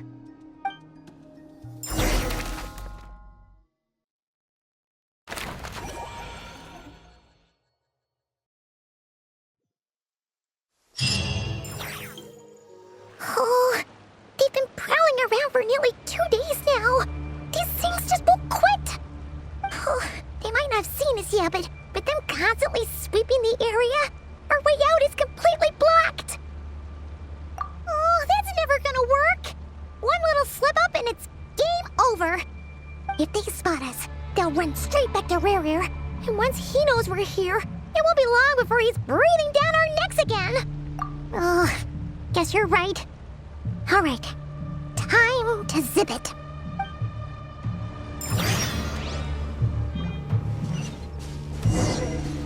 Quick, hide! We almost got spotted!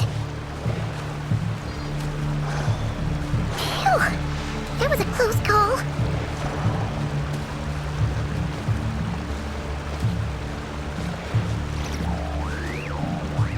Watch out! He's coming this way!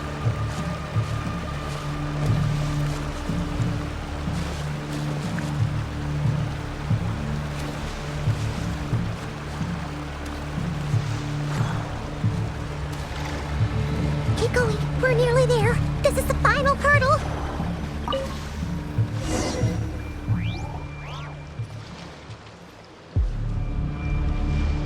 Oh, there's no end to these things.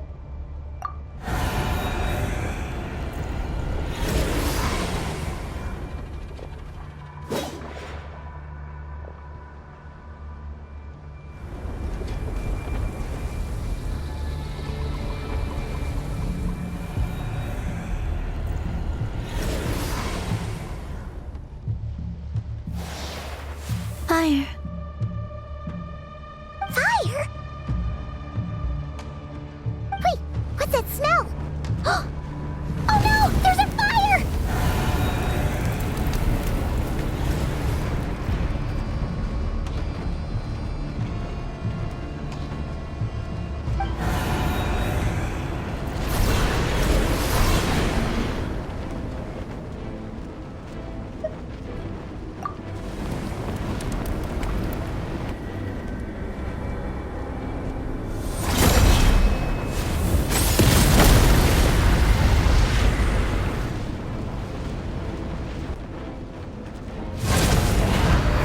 Zandrone was right.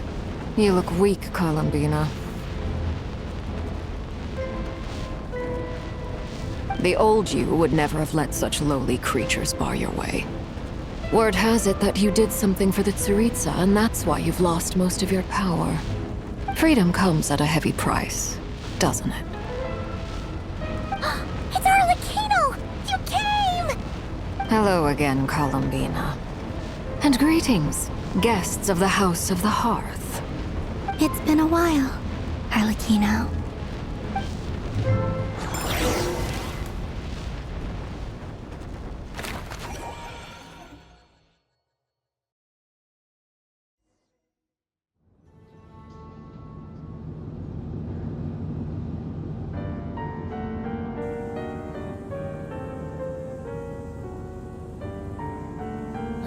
Stupid right here of stupid Solnari.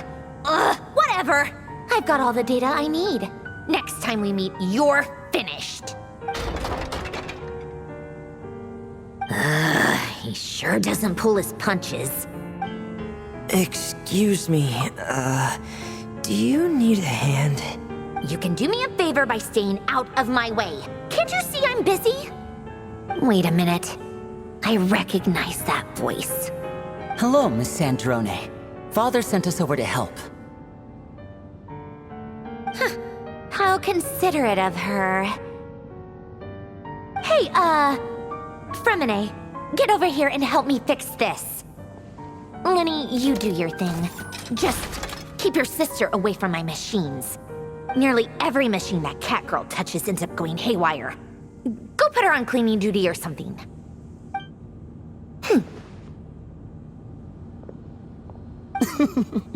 Then let's start downstairs.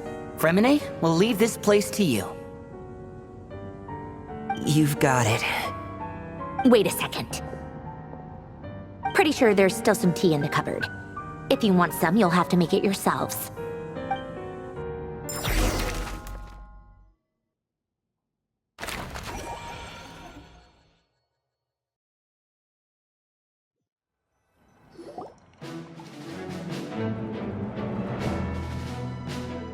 It's a relief to see you all made it back in one piece. Huh? Feels like there's quite a few people missing. Where's Flint's and the others? And what about Niffer? I returned ahead of them. Flint is helping Ino and Anefa to set up the decoys and buy some time. As for Miss Neffer...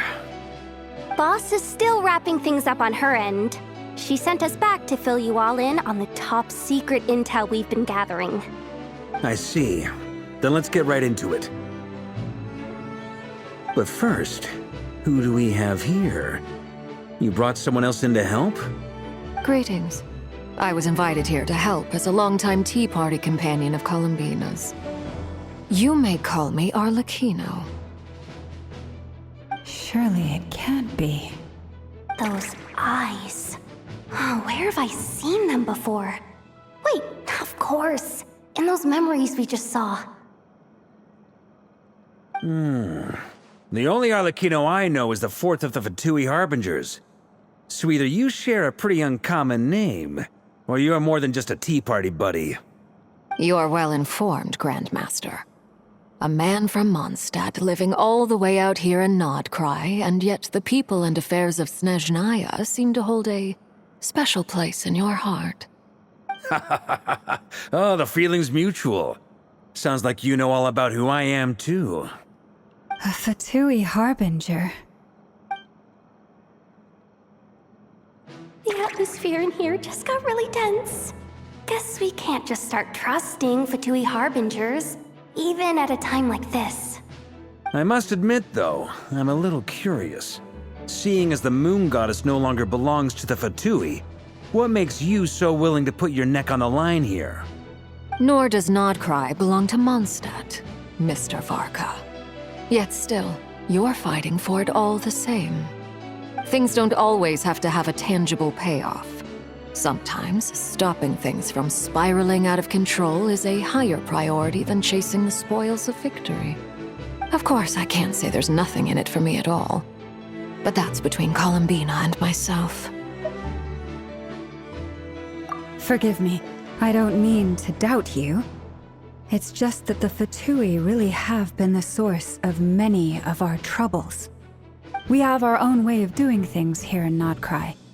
But ever since they arrived, the Fatui have treated us with nothing but hostility. I know there's been a lot of bad blood between us in the past. I've done my utmost to avoid friction whenever I could. But sometimes fundamental conflicts of interest simply can't be settled amicably. That's why I'm here solely in a personal capacity. This has nothing to do with the Fatui. As a gesture of good faith, I'll be frank. I can help Columbina track down the iridescent moon's marrow, which will help her restore more of her power. Anyway, what else is on the agenda? Let's begin. She says she'll be frank, then completely skips over the details. Looks like she doesn't want to give away too many secrets after all. But she clearly wants to change the subject. It'd be awkward if I tried to bring it up again now. I guess we'll just have to go along with it. She's the fourth of the Fatui Harbingers after all. One look and you can tell she's not someone you'd want to mess with.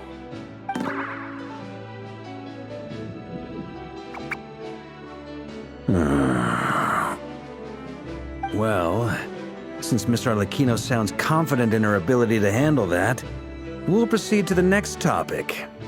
Yehoda, time to share that top-secret intel. All right, listen up, everyone. First, we now know that Rerir was originally a Conrian secret agent whose primary mission was to hunt down and assassinate the so-called Dregs of the Crimson Moon. The Dregs of the Crimson Moon? Mm-hmm. In the memories, there was a lot of talk about the Crimson Moon and Eclipse, and a whole bunch of other stuff from the time of Conria. To my knowledge, those were the names of 2 different Conrian dynasties. Long, long ago, it is said that the people of Conria worshipped the Crimson Moon, drawing a mysterious power from its reflection. But one day, a coup saw the Crimson Moon eclipsed, hence the name of the new dynasty that replaced it, and how it became the new emblem of Conria. Still, long after the Crimson Moon dynasty had fallen, the last ruler of the Eclipse dynasty, the Vinster King, still coveted the secrets it left behind. So, he sent the Rehir of Solnari to secretly hunt down the Crimson Moon's few remaining followers. In those days, Rerir showed no signs of madness. In fact, he was as normal as any other person. Oh, and he had a fiancé, or at least a would-be fiancé, called Tholindis. What's the matter?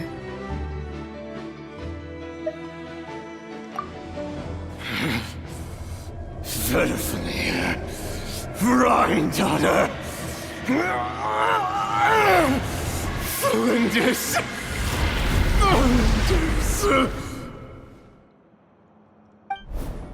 Interesting. Anything else? What about this would-be fiancé of his?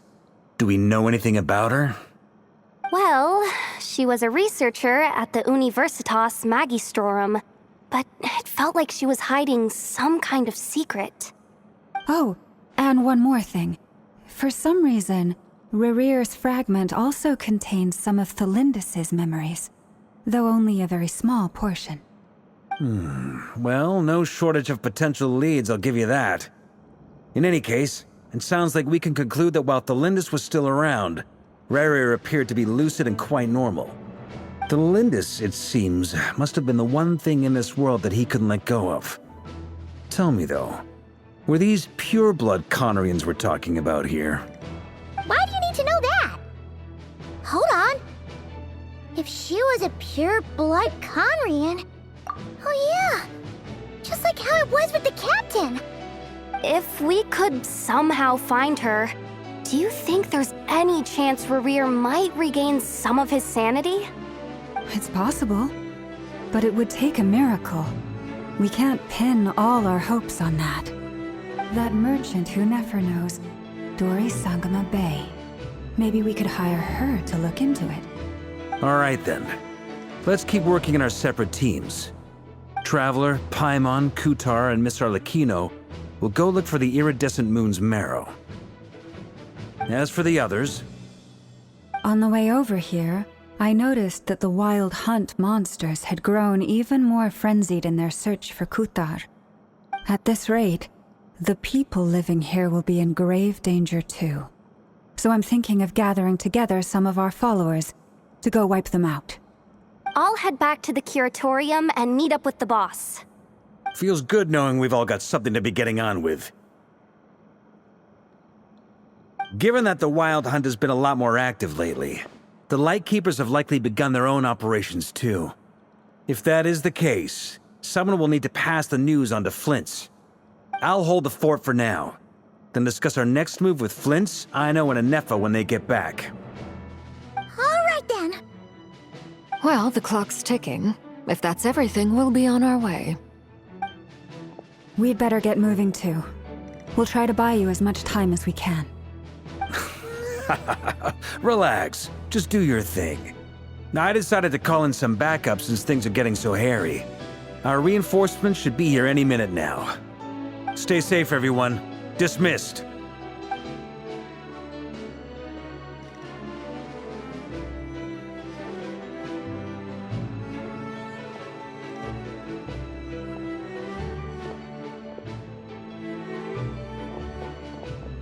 We're back. Did we get here a little early? Or a little late? A tad late. The others have already set off. To summarize, our resident moon goddess has found us a new ally, and Boss Nefer has uncovered some promising info. Everything going smoothly on your end? Not great.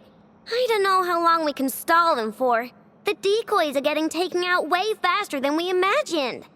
I'm gonna make some more later, but I need a timeout first. I'm so tired right now. Oh, right!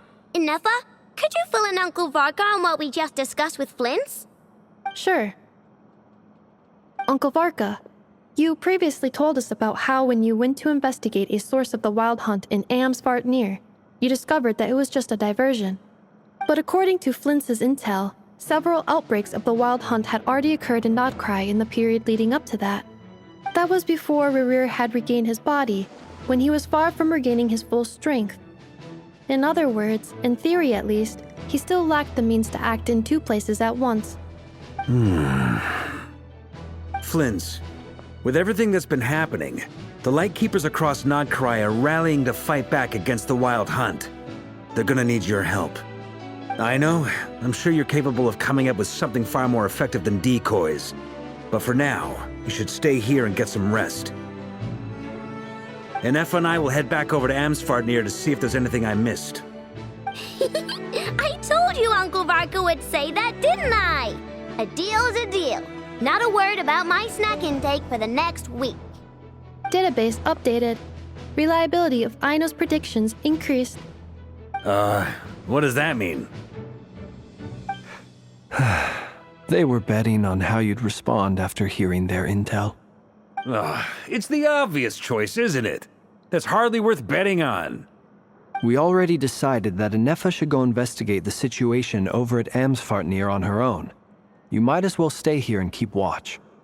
Someone needs to hang back and oversee our strategy meetings. And besides, you still haven't fully recovered from ambushing Rerir. So I've ended up with the easiest assignment. Well, I appreciate it, everyone. See you when you get back.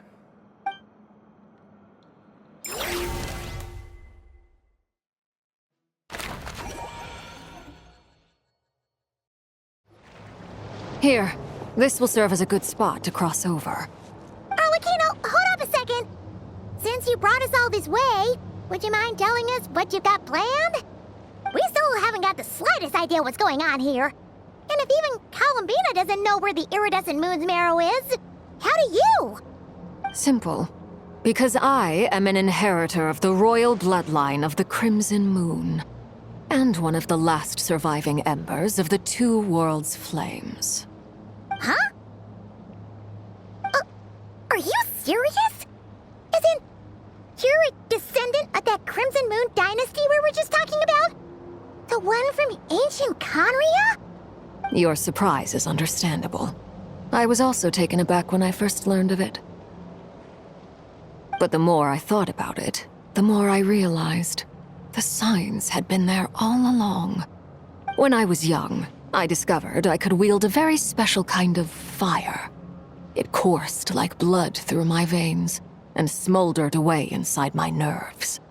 What's more, whenever I experienced strong bursts of emotion or drew too deeply on this power, it was like some kind of presence within the fire would begin to gnaw away at me, consuming me from the inside out.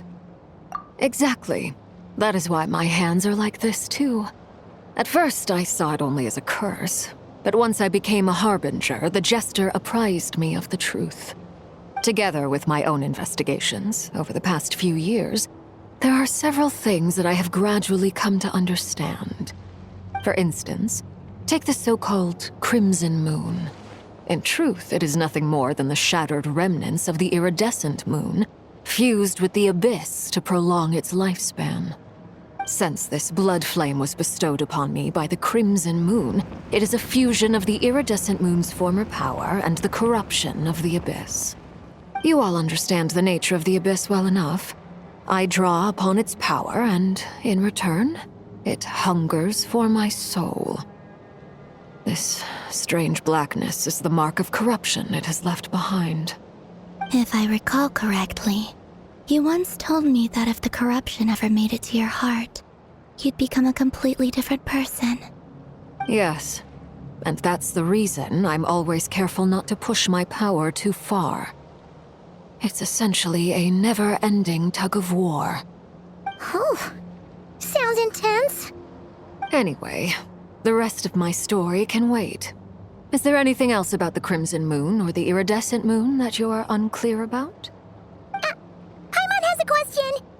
So, the Crimson Moon that the Karians used to worship was actually the Iridescent Moon, right? Which was one of the three Moon Sisters.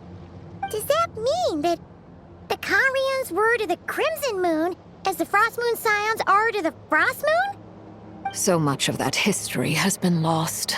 We have no way of knowing exactly what they were like. But I would suspect that the Conrians weren't as devout in their moon worship as it might appear. The iridescent moon's remains simply served as their link to the Abyss. Later on, perhaps someone discovered a way to make direct contact with the Abyss. Or maybe there was some kind of ideological divide. Either way, a dissenting faction staged a coup and drove out the royal heirs of the Crimson Moon dynasty. Still, even with the dark sun looming high overhead, the Crimson Moon's glow never truly faded. If you want living proof, it's standing right before you. The first time we met, I sensed something familiar in your presence. When I looked at you, I felt I could see that mysterious red moon in the corner of my eye. In your flames, I saw its broken image, surrounded by a strange black aura. Well, I appreciate that you kept it to yourself. Much about the Crimson Moon is still a mystery, and I'd prefer not to end up as the object of an insane research project. Anyway, time is against us here, so if there's any other questions, they'll have to wait. I just want to make sure I've got one thing straight. In her letter, Sandrone mentioned that since you are unable to contain the iridescent moon's marrow yourself, you intend to leave it in my custody. Correct? That's right. For now, it's the only way I can pay you back for your help. The iridescent moon is already part of who you are, so with its marrow in your possession, you'll be even more powerful than before. Deal. Then let's get started. Get what started? What does this place have to do with the Crimson Moon? When I first became a Harbinger, the Jester gave me a book called Paranhari, also known as Leobranto Inamorato. You should be able to buy a copy next time you're in Fontaine. It's a love story set in the Crimson Moon era, but setting aside the tangled romances of its characters, it also records a few interesting details. In the Crimson Moon era, or so the story goes, there was an orphanage that received children from beyond the bounds of this world, and subjected them to a peculiar induction ceremony. Beyond the bounds of this world? For real? And what kind of induction ceremony? The Crimson Moon sages looked beyond this world for beings with powers that surpassed the gods. But fearing they might lose control, they subjected these children to a process of refinement. They made these children crawl up a fireplace and kept asking them, "Have you died? Did you see it?" Until they finally admitted to having died and seen a crimson moon. The adults embraced the children who passed the ritual, telling them, "Within the fireplace, you have traversed the flames between two worlds. Here and now, you are born anew." The book leaves much unsaid, but I suspect that this was their way of branding the children they had enrolled. leaving an indelible mark upon them so that they would forever live in the Crimson Moon's light. That explains why I can't sense the Crimson Moon's marrow in this world. It makes sense that it would be sealed in a special space that can only be accessed temporarily through some kind of ritual. But there's no fireplace here. Do you see a chimney anywhere? Oh, are we supposed to build it ourselves? Okay, fine.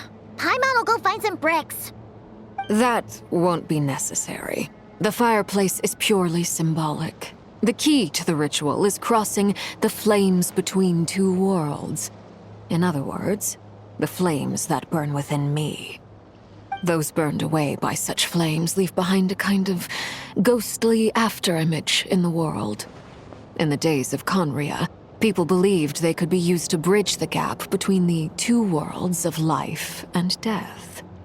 In short, I can open a passage to that space for you.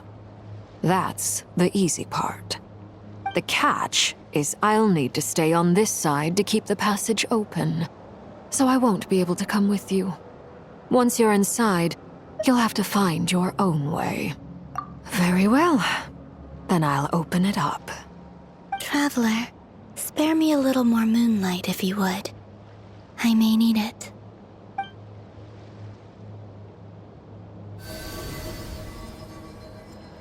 Thank you. I feel like I've recovered some of my strength now. It should be enough to move us across short distances and confront whatever dangers might await.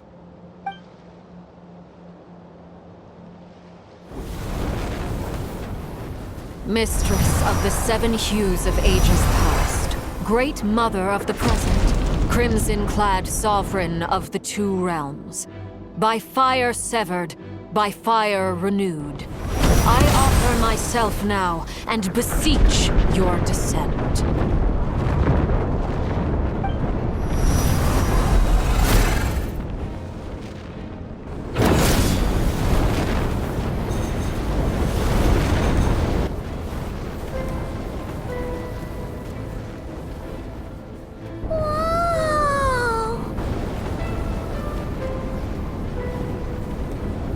One word of advice. As you're crossing over, no matter what voices you hear, do not answer. Got it! I sense a sinister gloom inside, but also the familiar light of the moon. I feel that I am about to meet an old friend who has changed beyond all recognition. All right, let's go.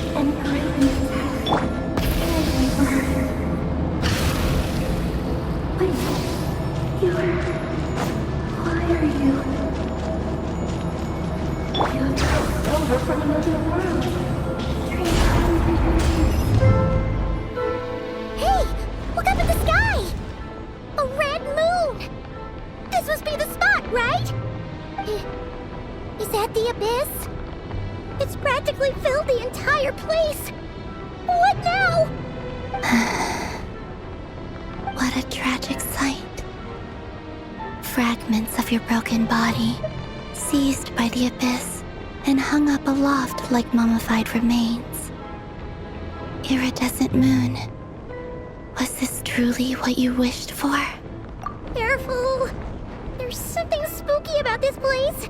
Feels like something is lurking in the fog. Paimon's right behind you. Whatever you do, don't run off without her.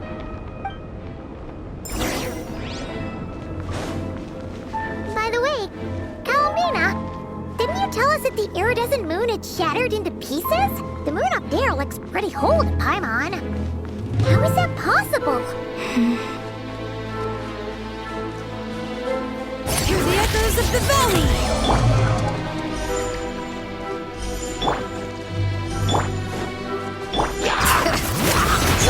Rise with the sun! Into the shadows.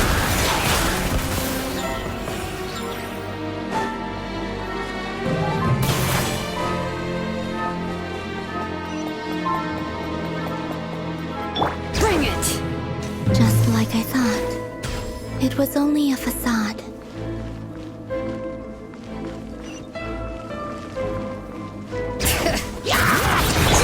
Burn it down! Light of the blazing sun! Ready.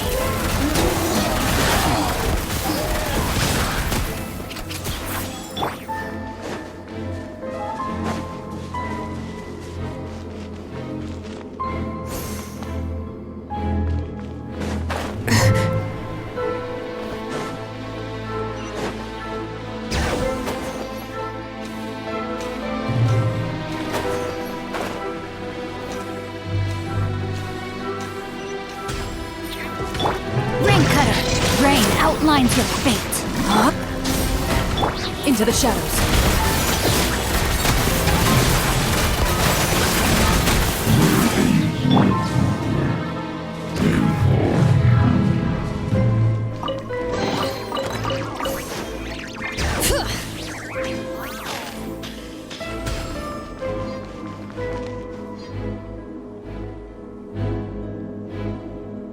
Huh? Huh? For real? That's way too high! There's no way we'll be able to reach it! No. I'm not sensing anything up there. It's coming from under the mountain. Let's see... Ah! There's some kind of weird shadow over the water! Wait, see that? Looks like a mechanism of some sort. Let's check it out!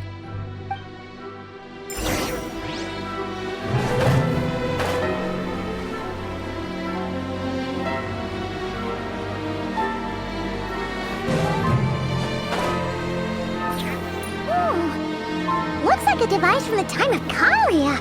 Maybe people once came here to study the Crimson Moon's domain, and they left this behind. Oh, if we can activate it, we might find some clues.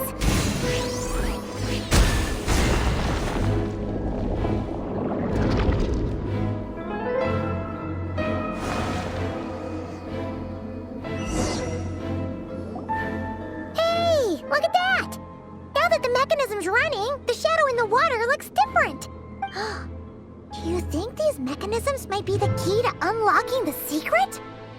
Let's try to find more of them! Felindus, we'll leave the rest of the research in your hands. We'll be heading back now. I hope this isn't ruining date night. Ugh. Mind your own business. Just leave me some snacks on the table. Felindus? Is that Rear's girlfriend? How come we're hearing her voice here? Oh yeah! So, do you think she was studying this strange space all along? The Abyss has made this space extremely unstable. Maybe that's why some of the things she said and did were preserved here. Like echoes. Or after images. Whenever I see this view, it takes me back to a poem from my childhood.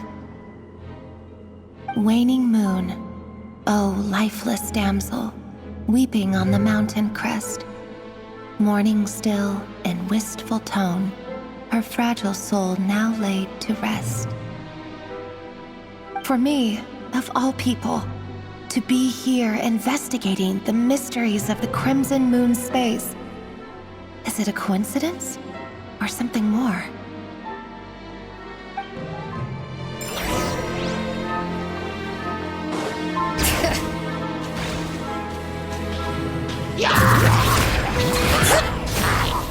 Wrath from the sky! Bring it! Looks like the Abyss has messed up this mechanism. We need to find a way to get it working again. Let's see if there are any other devices nearby. Let me weave you a verse. Rain outlines your fate. Burn it down!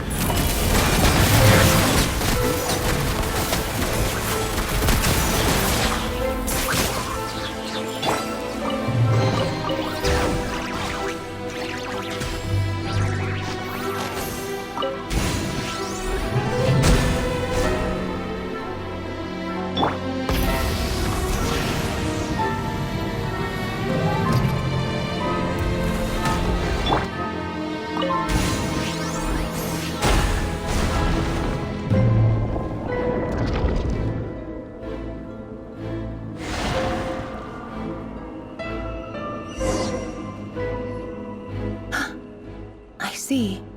So the moon marrow, or rather the power of the 3 moons, is the key to unlocking. If it really does exist, then maybe this madness can finally be put to an end.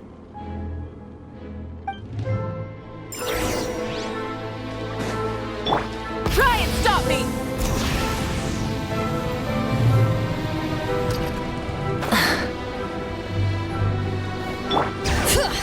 Take cover behind the rocks!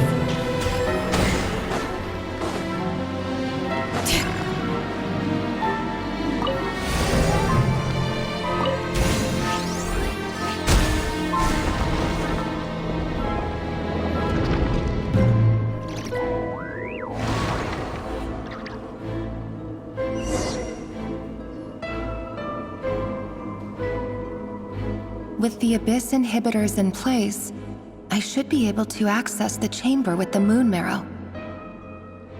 Oh, Rerir, with every step you take, you're drifting further from what you truly desire. But you're not the root of the problem. Ever since that outsider set foot in Conria, the Vinster King has sunken deeper into madness. If only I could get my hands on that outsider.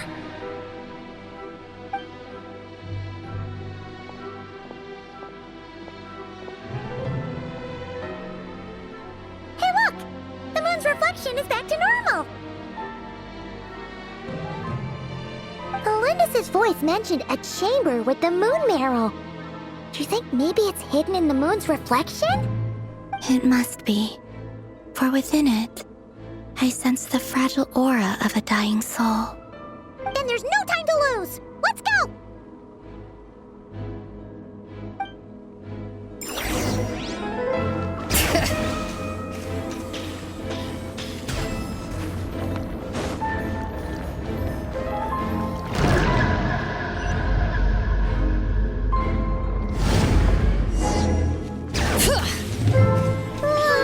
These things are so creepy! Looks like we'll have to destroy them if we want to get to the iridescent moon's marrow!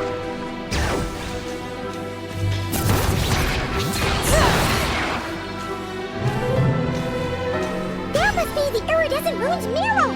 Oh, we'll need to destroy these things before we can reach it!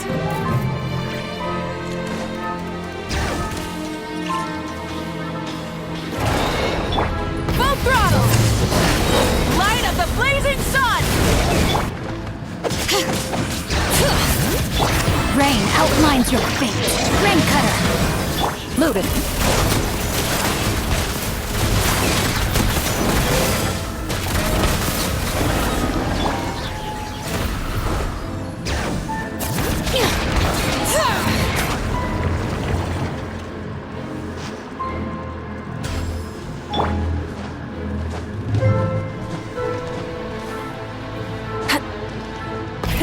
Rev the engines!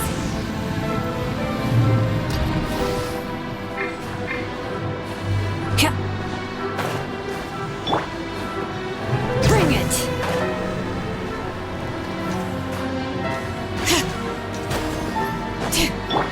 Full throttle!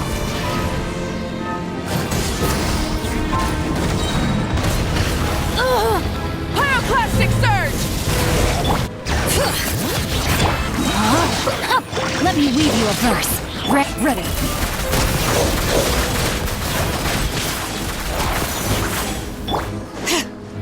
Bring it!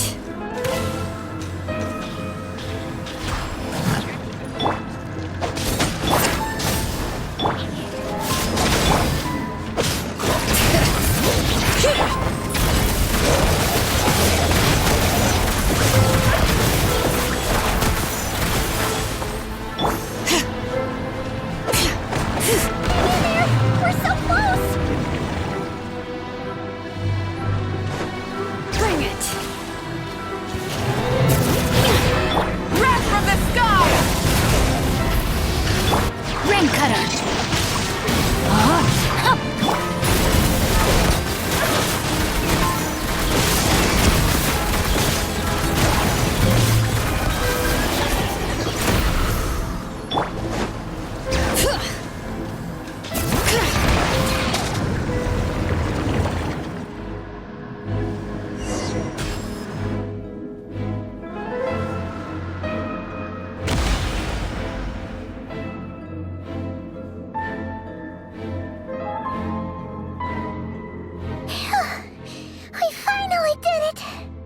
The iridescent moon's marrow, still burning away like an undying flame, yet now contaminated by the abyss.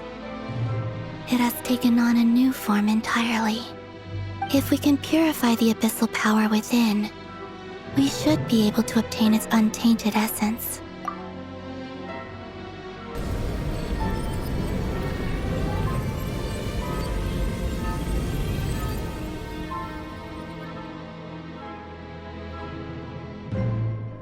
It's so cold.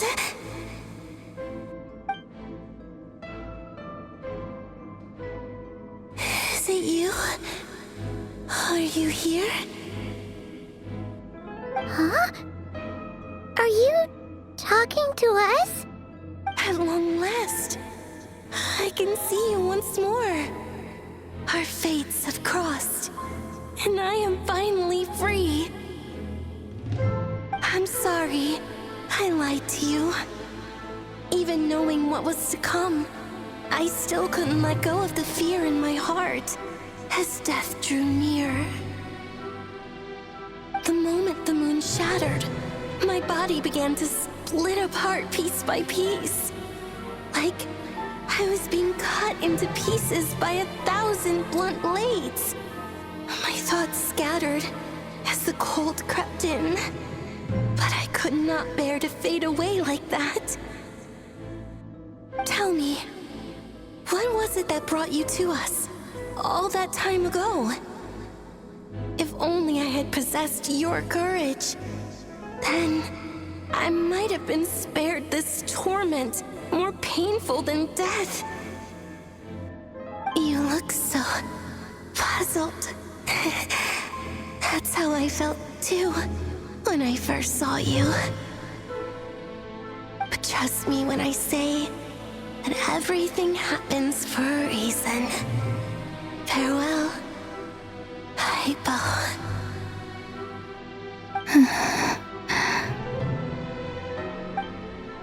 What was that all about? Was that the goddess of the iridescent moon? Oh, it sounded like she was speaking to a long-lost friend. But none of us have ever met her before, right? Perhaps. She took me for the goddess of the frost moon she once knew. For a fading soul like hers, our auras must be too similar to tell apart. But anyway, we've got the iridescent moon's marrow now. That should help you regain your strength, right? Alright, time to leave this place and meet back up with Arlecchino. Let's go!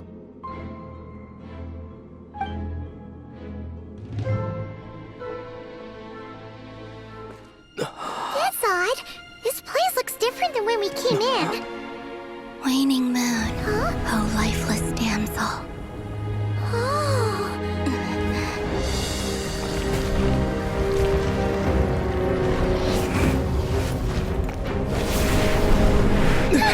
Hurry! The place is collapsing! It wants to trap us here. Who's it? The abyss? Now we've taken the moon marrow. All that's left here is a dark will. It will show us no mercy.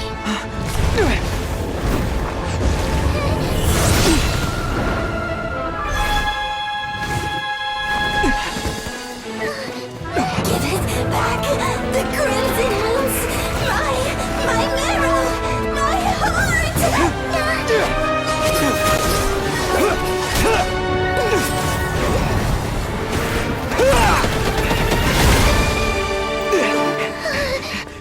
Finally! Huh? Oh no! The exit's blocked! They're back! Now what do we do? This is where you fall. Witness my rise. What are you waiting for?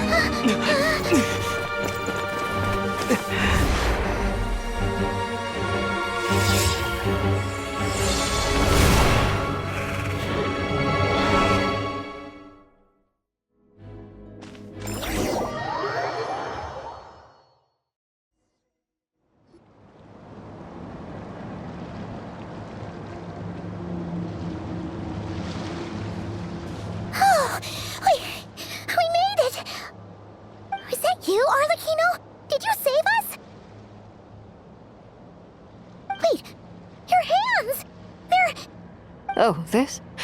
Don't worry. It's a small price to pay. The Abyss wanted to trap you inside, and I defied its will by bringing you out. No wonder it's a little angry. No. I have paid the price, albeit a small one, and it cannot be undone. My hands have already fused with the Abyss. Purification would simply destroy whatever's left of them. But surely... Oh, we're so sorry, Arlecchino. Paimon can't believe you'd make a sacrifice like this for us. As much as I'd like to call it a favor, the truth is I was simply holding up my end of the deal. Well, Columbina. Yes, you did your part. And as promised, I will leave the iridescent moon's marrow in your care. From this day forth, may the two worlds' flames burn ever more brightly.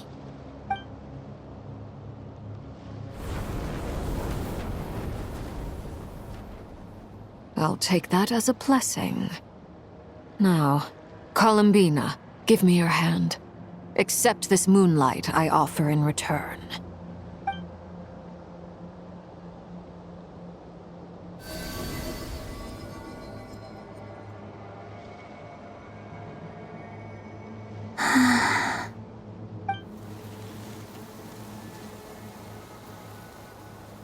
Feeling stronger? Hey, Columbina, are you okay? I'm fine. Our powers are a little at odds, that's all. By the Frost Moon's authority alone, wielding the power of the other moons was always going to be a stretch. Still, I think it's fair to say that your strength has returned. At least to the level it was at as Third Harbinger. It's still not enough. There's no way I can hope to challenge Rayrier like this.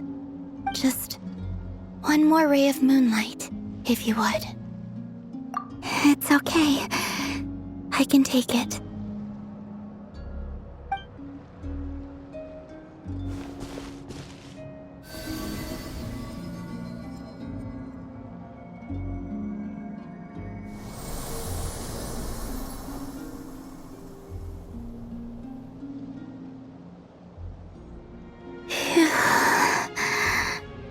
How about now? Fighting fit? At the very least, I won't have to stay hidden like before. I want to see him gone from Nod-Krai. The Rahier of Solnari and his wild hunt must be sent back where they belong. Well, it's good to have something to aim for. You certainly seem more alive now than you did earlier. When I first met you, you didn't strike me as a ray of moonlight.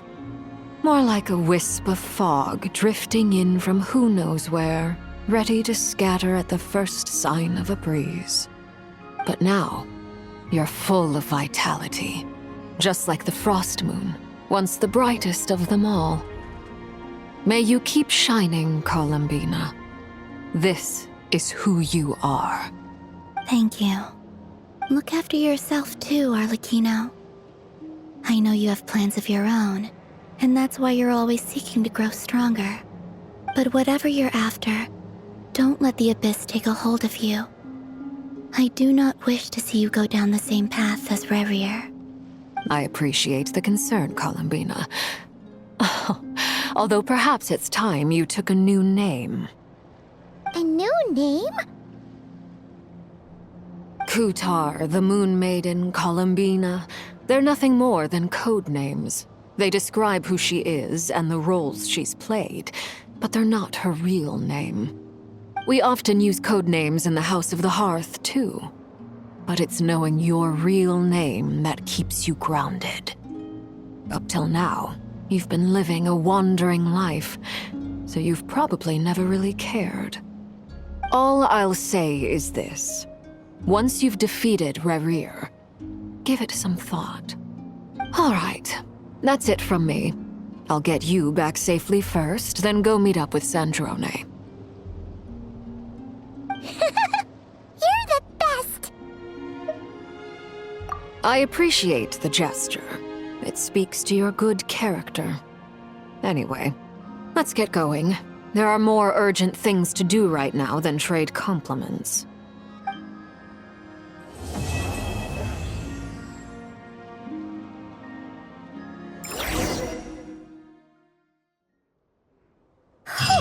It was a close call, but we got the iridescent moon's marrow and restored Columbina's strength, and that's all that matters. In other words, mission accomplished. Paimon wonders how everyone else is doing.